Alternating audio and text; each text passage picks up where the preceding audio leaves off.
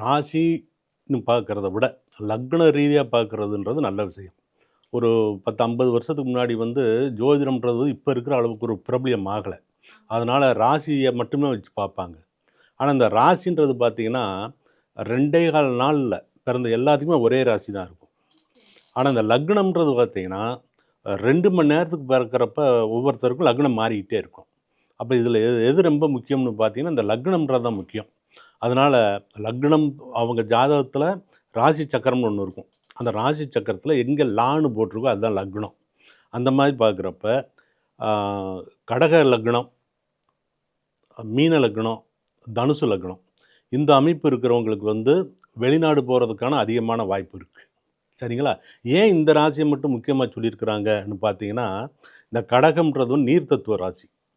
அதுக்கடுத்து தனுசுன்றது பார்த்தீங்கன்னா, அது குறியீடே பார்த்தீங்கன்னா, வில்லு மாரி வில்லு குடுத்துருப்பாங்க. அதாவது வில்லுன்றது என்னன்னா, வில் அம்பு. இந்த அம்பு விட்டோனே, அந்த அம்பு வந்து இருக்கிற இடத்த விட்டு தூரத்துக்கு போகும் இல்லையா? அந்த கான்செப்ட்னால தான் உங்களுக்கு வந்து வில் அம்புன்றப்ப அது வெளிநாட்டு இருக்கிற இடத்த விட்டு இன்னொரு இடத்துக்கு போறத குறிக்கும். அதே மாரி மீன ராசி பார்த்தீங்கன்னா, அதோட குறியீடே பார்த்தீங்கன்னா, மீன் தான் குடுத்துருப்பான். 2 மீன், ஒரு மீன் இன்னொரு மீன் கவ்விக்கிட்டு இருக்கிற மாரி இருக்கும். அப்ப இந்த 3 ராசிகள், 3 லக்னங்கள் நல்லா இருக்கிறவங்க வெளிநாடு போவாங்க.